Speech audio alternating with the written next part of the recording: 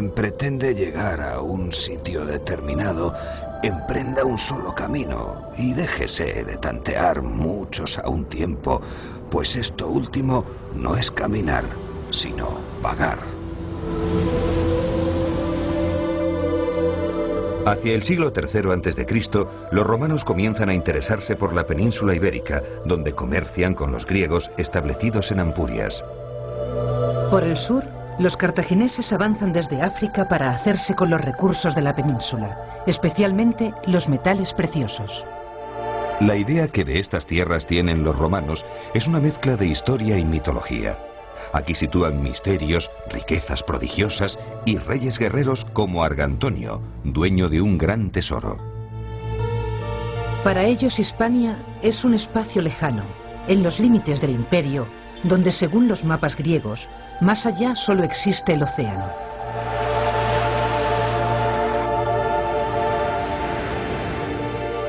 Sin embargo, lo que más excita la imaginación de los romanos son las riquezas mineras: hierro, cobre, estaño, oro y plata. Riquezas tangibles y, sobre todo, transportables.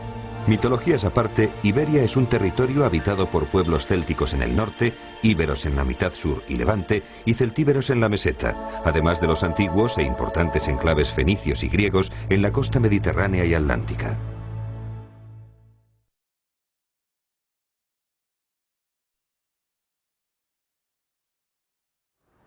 En el siglo III a.C., Roma llega a Hispania para luchar contra Cartago, que es el asentamiento fenicio más importante del Mediterráneo occidental. En el siglo III es el conflicto, uno de los conflictos serios es entre Roma y Cartago, que Cartago juega lo mismo. Y entonces hay un momento en que no es posible en el occidente del mundo mediterráneo dos poderes iguales. Es el mismo juego de intereses. El gran viraje que se produce en el siglo III es que Italia pasa a ser el centro, es consciente, es decir, está geográficamente en el Mediterráneo, en el centro del Mediterráneo, ¿no? Pero es que a partir de ese momento pasa a ser el centro hegemónico también en el Mediterráneo para toda la distribución de productos hacia Oriente y Occidente. Cartago dispone de mayor experiencia naval, pero nosotros los romanos tenemos mejores tropas de infantería. Debemos introducir espolones y corvos en nuestras galeras para inmovilizar a las naves cartaginesas y confiar la victoria en el abordaje de nuestra infantería.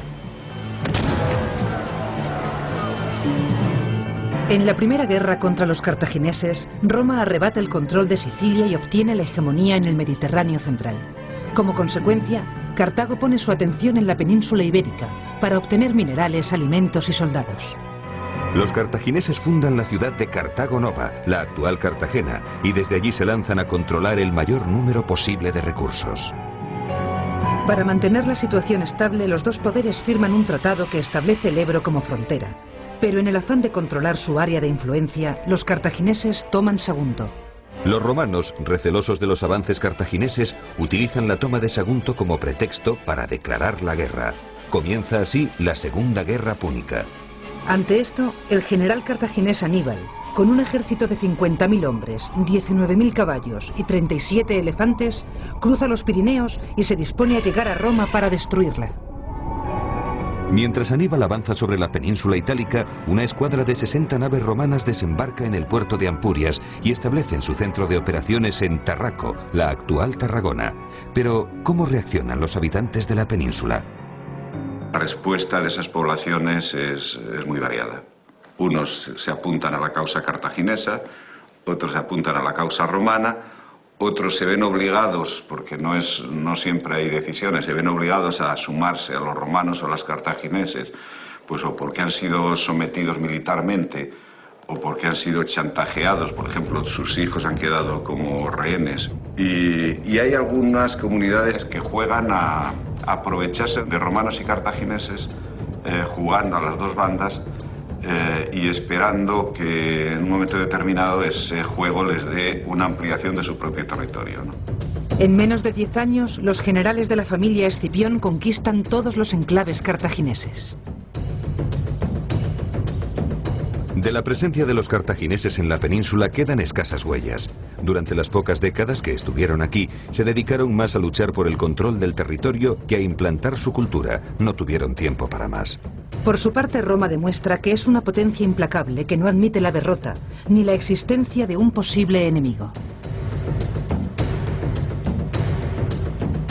Pero una cosa es vencer a Cartago y otra muy distinta conquistar la península. 2 siglos, 200 años, tardarán los romanos en conquistar Hispania.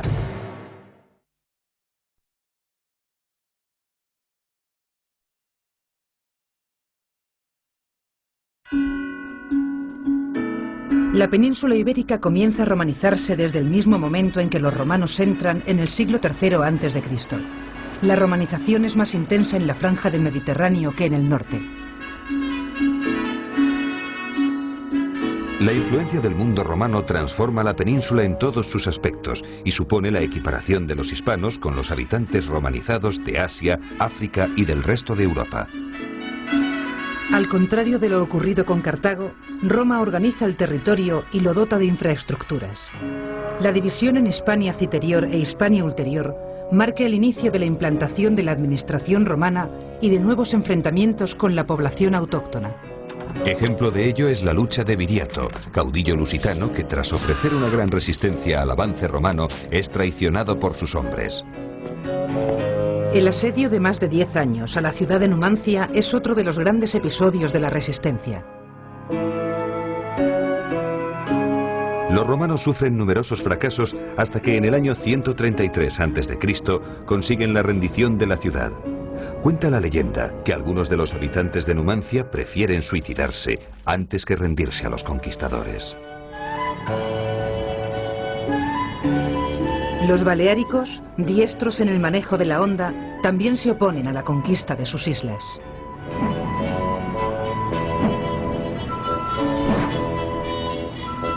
Casi un siglo más tarde, en el 19 a.C., el emperador Augusto pacifica totalmente la provincia de Hispania, después de acudir al frente de las legiones. Las colonias romanas marcan el modelo urbano de la península. César funda un gran número de estas ciudades que se organizan a la manera de Roma y representan los primeros asentamientos romanos a gran escala. Augusto, también fundador de colonias, distribuye la península en 3 provincias, Bética, Lusitania y Tarraconense. Más tarde se crean las provincias de Galicia y Cartaginense. Se inicia un periodo de progreso e intensa romanización. A las oligarquías locales les daba el rango de ciudadanos latinos, pero inmediatamente estos, en el momento que desempeñaban un cargo en la administración de la ciudad, o sea, eran el equivalente a los alcaldes de ahora, pero en ese caso eran magistraturas colegiales, eran 2 dumviros, ¿no? O ediles, es decir, que eran los cargos inferiores. Cuando desempeñaban un cargo, entonces ellos y toda su familia y todos sus dependientes libres, se entiende, pasaban a ser ciudadanos romanos. Fue muy importante en Hispania el edicto de Vespasiano, según el cual todas las ciudades hispanas se incorporaban a la ciudadanía latina, que era una ciudadanía menor, pero de menor rango que la romana, pero muy operativa y de mucha importancia, de mucha operatividad desde el punto de vista de la vida cotidiana y de la vida política. Y por otra parte, al final, todo conducirá en ese proceso de homogeneización a que Caracalla determine esa última fase de homogeneización de todo el imperio.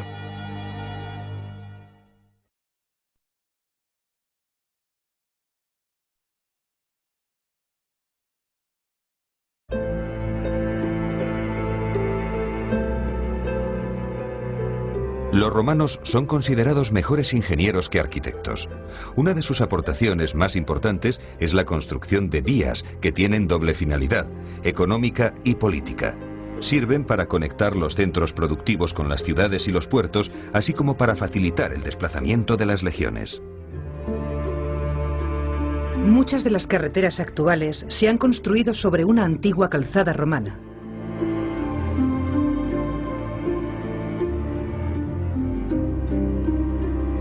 Por la Vía de la Plata, que va desde Astorga hasta Itálica, bajan los metales que se extraen en las minas del norte.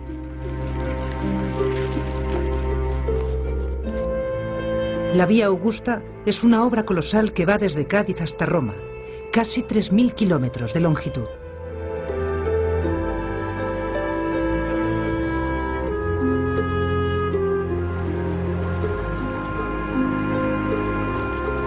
Junto con los acueductos, los puentes son otra de las maravillas de la ingeniería romana. Se trata de construcciones complejas que salvan grandes desniveles o ríos caudalosos. Impresiona que muchos puentes romanos sigan siendo utilizados hoy. El acueducto de Segovia es una de las construcciones romanas que mejor se conserva.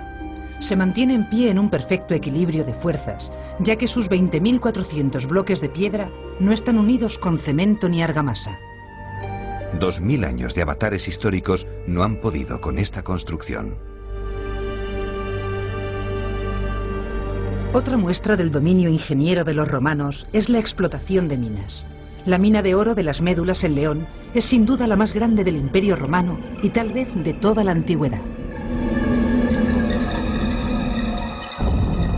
Asombra que con una técnica tan inferior a la actual, los romanos fuesen capaces de llegar a más de 200 metros de profundidad. Condenados y prisioneros de guerra son la mano de obra que trabaja en unas condiciones tan duras que el suicidio entre estos es una práctica habitual.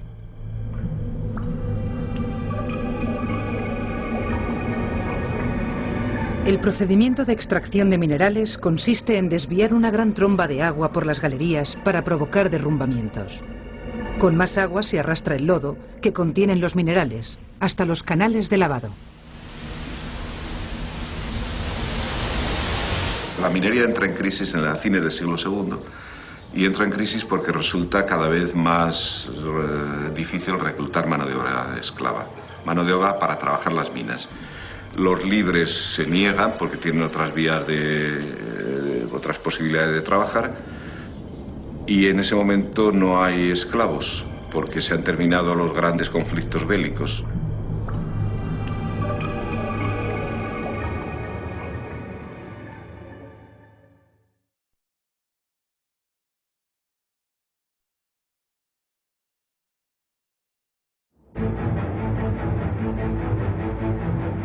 Lo primero que hacen los romanos al llegar a un lugar es levantar el campamento.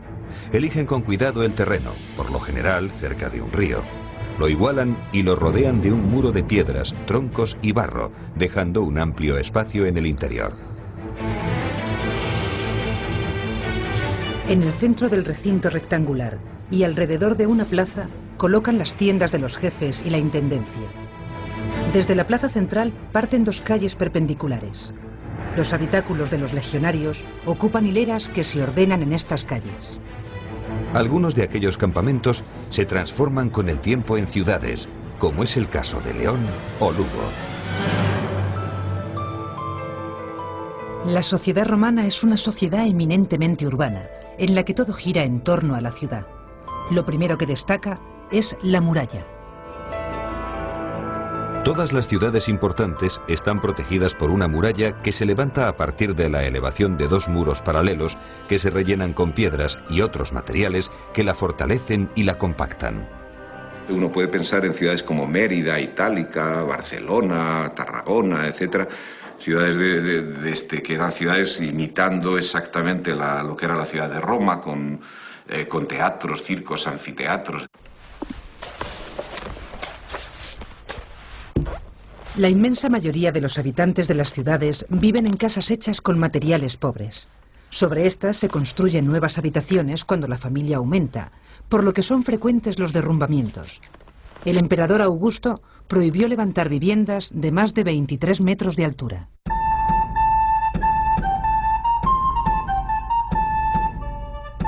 Las viviendas de los ricos reciben el nombre de domus. Se organizan a partir de un patio interior al que dan las habitaciones. Tienen pocas ventanas exteriores, ya que la luz proviene del patio central.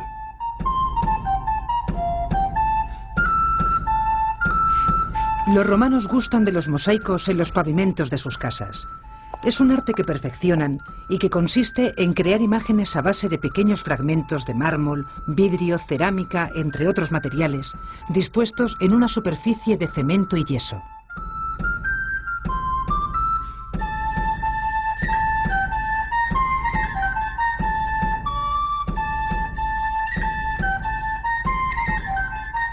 Así es como los romanos cortaban las teselas.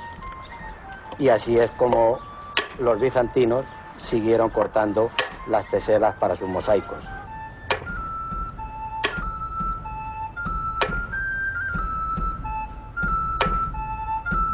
El mortero es una mezcla de cal y polvo de mármol. La cal tiene que estar muy pastosa, para lo cual ha tenido que estar en agua más de 2 años. El musivario trabaja con la tajadera junto a él para adaptar el tamaño de las teselas en cualquier momento. El colorido de los mosaicos depende de la tonalidad de los materiales pétreos, entre 50 y 70 tonos.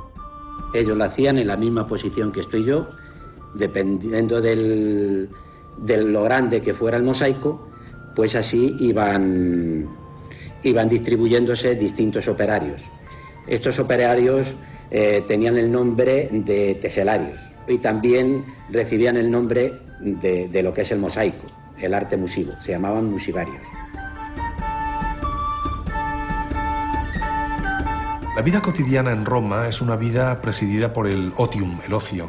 Quiero decir que los ciudadanos romanos, digamos la gente acomodada y la gente, digamos, bien, y un sector bastante amplio de la sociedad, gente ociosa, es gente que, digamos, vive la vida de la ciudad a la manera de participar en la vida política, de encuentros en el foro, de encuentros en las termas. El foro generalmente se ubica en el centro de la ciudad. Es un área rectangular edificada alrededor de una plaza. Allí están los edificios civiles y religiosos más importantes, como el templo y la basílica. Las reuniones y el mercado tienen lugar en el foro.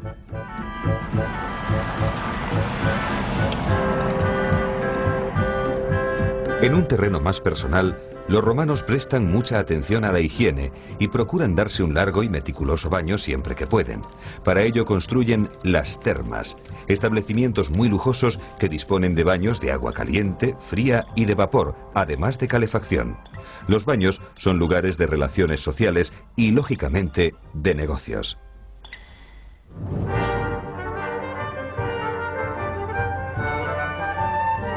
Otro lugar de encuentro social es el teatro. Para una ciudad romana, tener un teatro es un símbolo de prestigio. El teatro romano también tiene su origen en el griego. Además de representaciones de obras dramáticas, en la escena, el escenario, se llevan a cabo actuaciones musicales y todo tipo de eventos cívicos. El público se sienta a diferentes niveles en las gradas, dependiendo del rango. Ya en aquellos tiempos, los ricos y poderosos se situaban junto a la escena, y los menos afortunados en la parte más alta de la grada.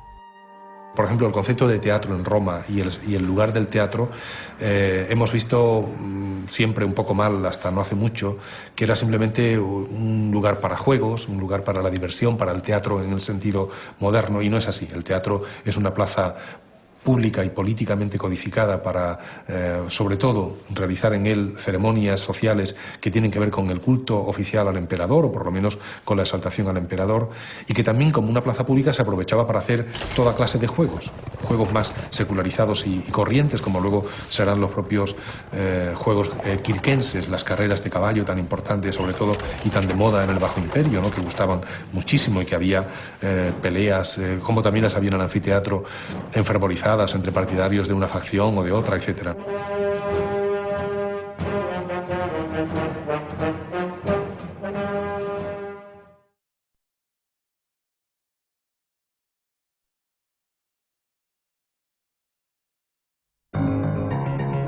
La sociedad romana es una sociedad esclavista cuya economía está basada principalmente en la explotación del trabajo de los esclavos. Un hombre es esclavo bien por nacimiento, bien por ser un prisionero de guerra. La esclavitud es un fenómeno muy generalizado en la sociedad antigua. Digamos, el marxismo, por ejemplo, definía a las sociedades evolucionadas de la antigüedad como sociedades esclavistas, y en buena parte eso tiene su sentido.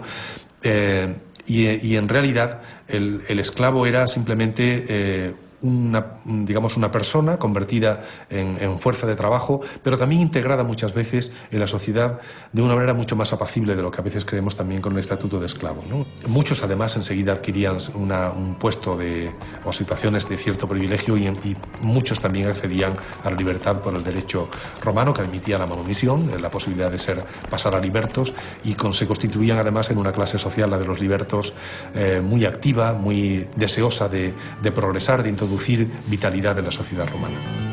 De forma parecida al resto del imperio, la población libre de Hispania está formada por grandes y pequeños propietarios agrícolas y por la plebe libre de las ciudades, que se dedica generalmente a la artesanía y al comercio.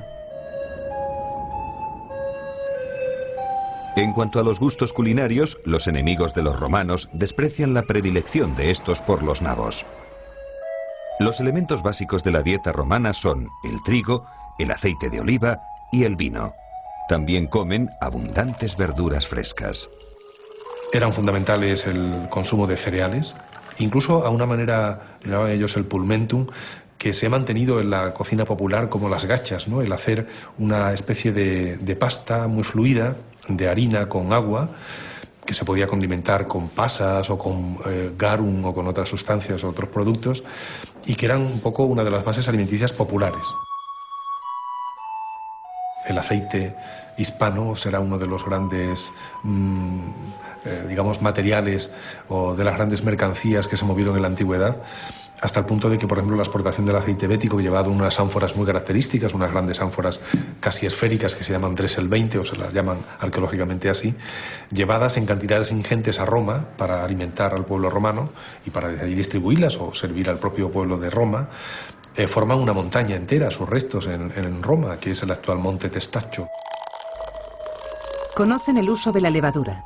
También beben cerveza, que es la bebida de los pobres, y se toma generalmente caliente. Los romanos son muy aficionados a las salsas, entre las que destaca el garum, que se obtiene prensando en barriles diversos pescados azules a los que se añade sal y hierbas olorosas.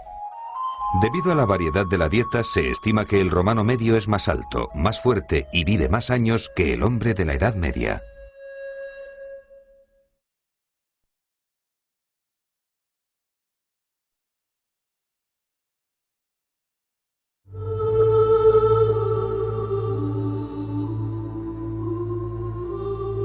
Para los romanos, la religión tiene dos vertientes. Una pública, el culto estatal, en el que se venera al emperador, vivo o muerto, y a los dioses representantes de su poder.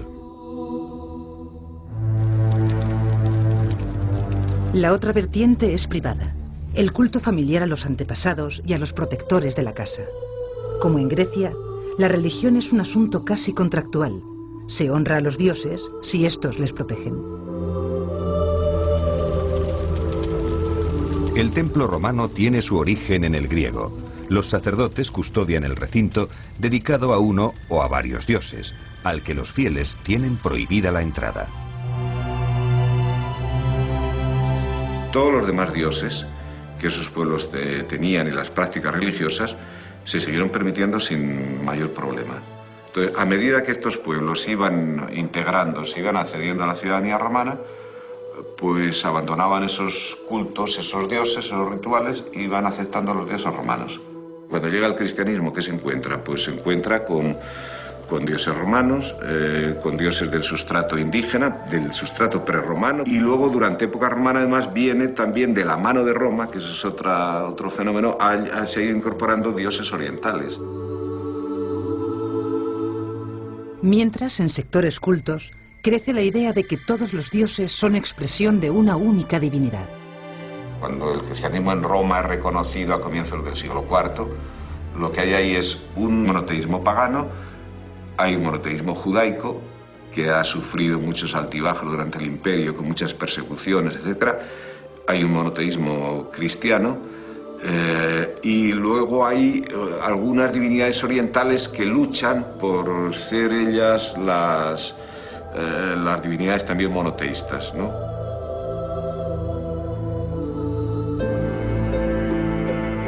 Quizás el factor más importante de la romanización de la península es la unidad de lengua. El latín, que en un principio es la lengua de la administración y del gobierno, acaba por imponerse, primero en las urbes y después en las zonas rurales. Propagatio linguae latinae paulatim in Hispania progreditur, et totam peninsulam praeter non nulla septentrionalia loca ampletitur. Roma es una sociedad, como toda sociedad compleja, profundamente reglamentista. Sus cámaras, el Senado, las curias, etcétera, digamos, generaban continuamente leyes que por otra parte se basaban en un derecho romano cada vez más ajustado y cada vez más perfeccionado, en el que lo que se hacía era arreglar la complejísima vida de la ciudad. Y la gran virtud del derecho romano es, aparte de haberse conservado por diferentes vías y ser, por tanto, un legado importantísimo, tiene la virtud de haber codificado y nominado figuras jurídicas que tienen un valor enorme de referencia a partir de entonces hasta el presente. Todavía hablamos, pues, yo que sé, del ius comerci, el derecho del comercio, el ius connubium, el derecho de matrimonio, o tantas fórmulas que el latín en ese sentido, como parte también del lenguaje organizado, del lenguaje reglamentado de Roma, permite dar figuras muy claras, jurídicas, que siguen vigentes todavía y que tienen esa virtualidad, esa capacidad de servir de apoyo a referencias actuales.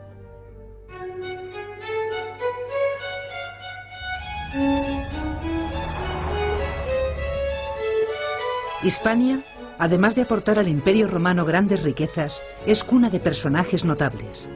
Emperadores como Trajano, Adriano, Marco Aurelio o Teodosio.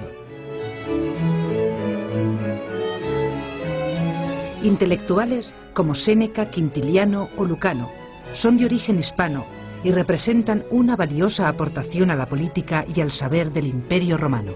Séneca es uno de los personajes más fascinantes de la historia del Imperio Romano. Filósofo, retórico y autor dramático, nace en Córdoba. Es senador con Calígula y sufre destierro a la muerte de este. Vuelve a Roma para encargarse de la educación de Nerón, el futuro emperador. En un momento de conspiraciones e intrigas, y a pesar de tener una relación estrecha con su antiguo tutor, Nerón ordena a Séneca que se quite la vida.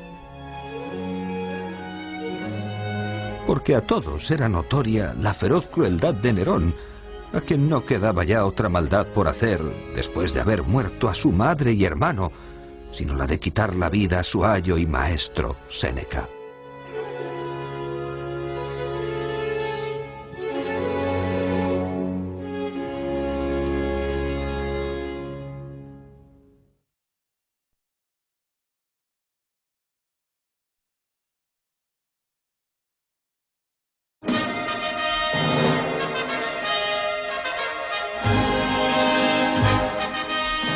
Roma proporciona a la península una estructura que favorece el transporte y la agricultura, aunque su legado más importante es el intelectual. Con la implantación del latín y del derecho romano, el territorio de la península ibérica se convierte en la provincia romana de Hispania. El mundo europeo es un mundo romano. Cuando uno ve cuáles son las bases económicas, cómo se trabaja la tierra, cómo se trabajan las minas, cómo se hacen puentes, o cuál es el trazado de puentes, o cómo se organizan las ciudades, o cuáles son las formas de poder político y los juegos de poder político, pues eso es totalmente romano. En política no hay nada inventado después de los romanos, ¿no? Nada, absolutamente nada. Los más de 600 años que los romanos habitan en la península dejan una profunda huella que llega hasta nuestros días. La influencia romana abarca todos los ámbitos y afecta a la cultura, la lengua, la política y la historia de todo el territorio español actual.